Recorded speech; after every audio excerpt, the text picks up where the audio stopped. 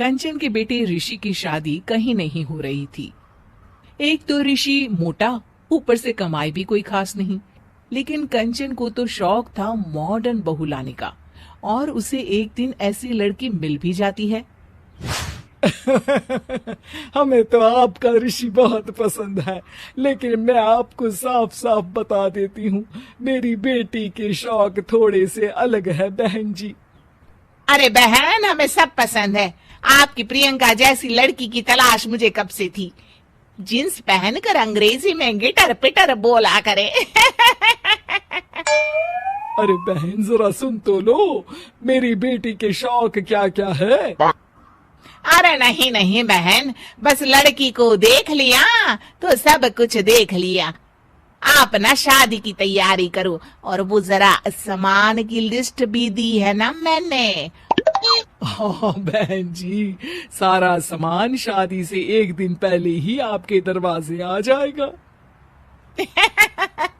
मजा आ गया, मजा आ गया। अब तो बस आप शादी की तैयारी करो। प्रियंका के माता पिता के जाने के बाद कंचन का पति उससे कहता है, अरे भाग्यवान, तुम तो कुछ ज्यादा ही जल्दी दिखा रही थी शादी की। अरे बोलने तो देती, लड़की की माँ क्या बोलना चाह रही थी। अरे आप चुप रहिए जी, कुछ पता भी है आपको, बस मुफ्त में बोले जा रहे हैं। मेरी दोस्त शशि की बहू देखी, लंबी पतली और पढ़ी लिखी, हजारों में कमाई और संस्कारी भी। अरे पर जब वो मेरी बहू देखेगी तो जल भुन जाएगी। लेकिन तुम तो शादी ऋषि के लिए कर रही हो ना, या शशि के लिए? तुम्हारा लड़का कुछ कमाता भी नहीं है, और शरीर भी भगवान की दुआ से फूलता ही जा रहा है। फिर बोले आप हैं? फिर बोले आप?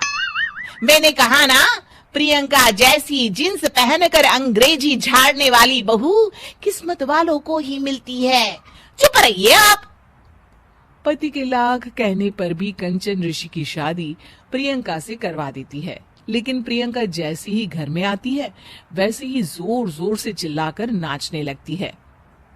आज मेरे यार की शादी है, आज मेरे यार की शादी है। अरे नाचो मां नाचो। आज मेरे यार की शादी है। कंचन, उसका पति और ऋषि ये देखकर हैरान रह जाते हैं। लग रहा है बहू को शादी की बड़ी खुशी है। हाँ हाँ, बहू क्यों नहीं, हम भी नाचेंगे। अरे नाचो नाचो जी, मुंह क्या देख रहे हो, चलो चलो नाचो, बहू कह रही है। कंचन ये कहकर प्रियंका के साथ नाचने लगती है। ऋषि और उसके पिता वहां से चले जाते हैं।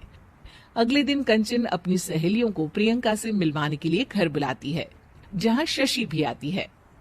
अरे शशि, कैसी हो? मैं ना तुम्हें प्रियंका से मिलवाती हूँ।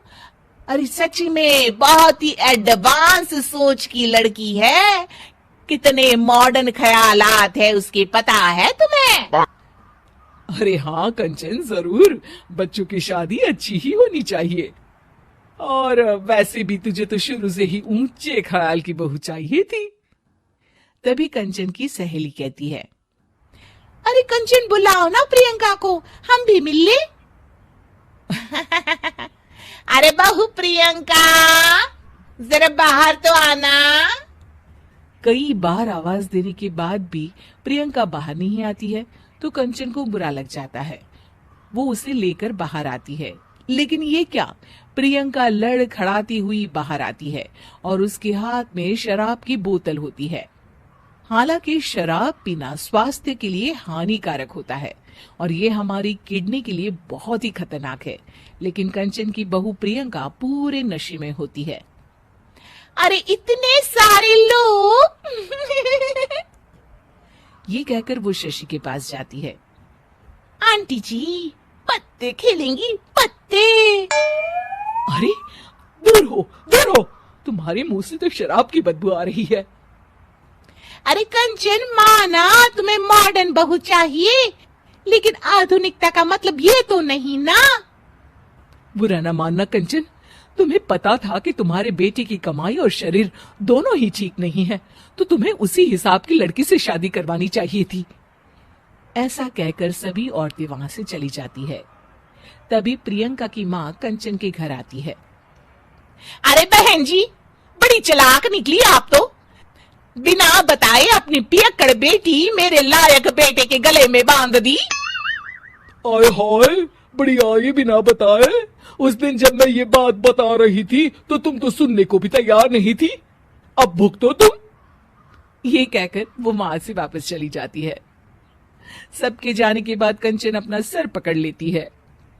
हाय रे, आधुनिकता की अंधी दौड़ में मैं अपनी संस्कृति ही भूल बैठी थी। अब तो राम ही बचा।